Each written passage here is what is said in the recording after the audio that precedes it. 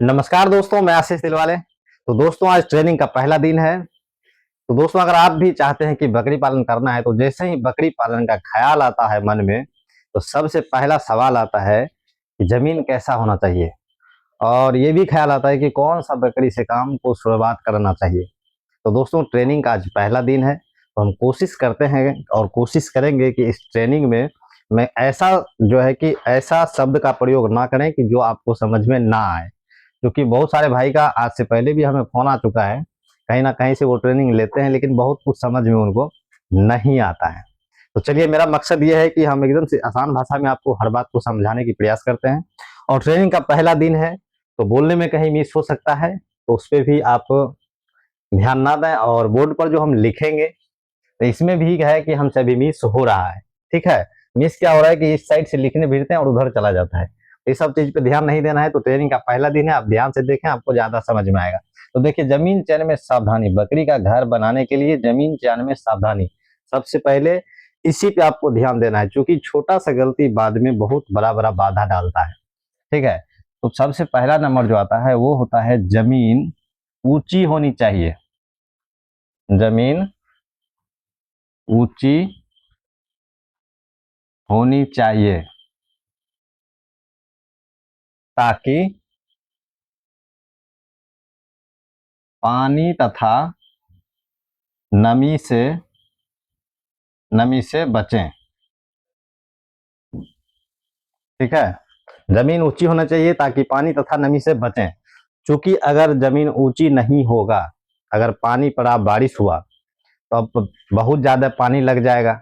अगर बहुत ज्यादा पानी लग गया तो फिर बकरी आप कहाँ लेके जाएंगे, कहाँ पर रखेंगे।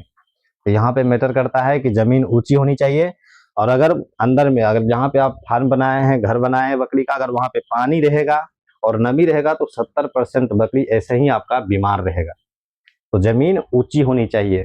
ठीक है, तो अगर आपका जमीन ऊंचा है, वहां पे नमी नहीं है, पानी नहीं है, ठीक है, तो वहां पे 70% बकरी आपका उसी में सेफ है।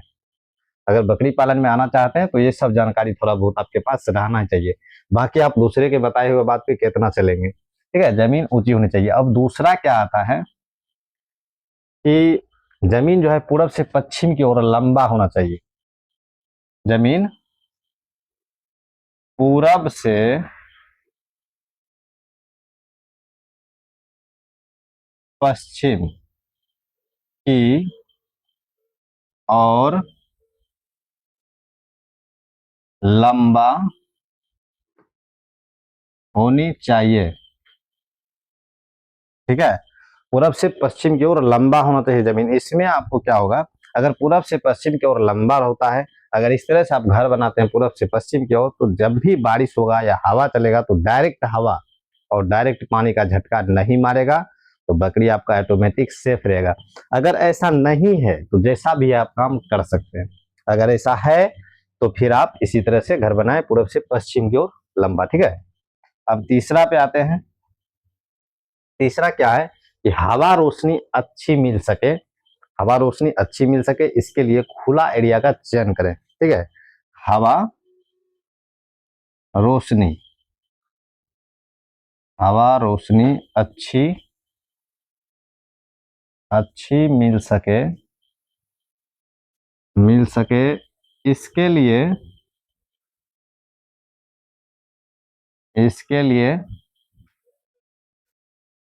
खुला एरिया चयन करें। ठीक है, अब ऐसा नहीं है कि चारों साइड से घर है और बीच में जो है कि थोड़ा बहुत भी हवा आने का कोई चांस ही नहीं है, आप उसके अंदर कर रहे हैं तो दुविधा आ सकता है। वैसे में आपका जो है कि बकरी बहुत ज्यादा बीमार रहेगा। तो हवा रोशनी अच्छी मिल सके, इसके लिए खुला एरिया चयन करें।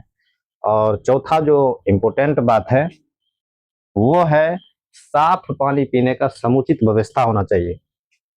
साफ साफ पानी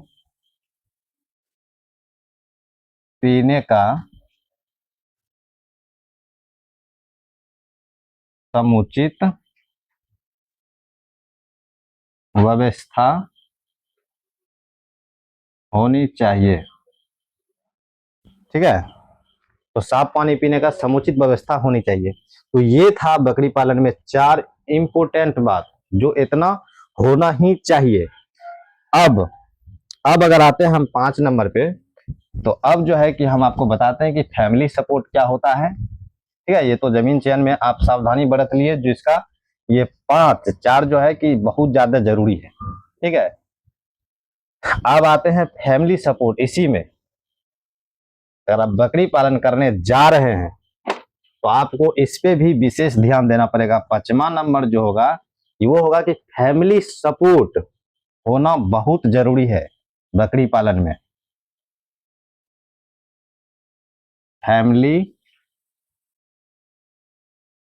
सपोर्ट होना बहुत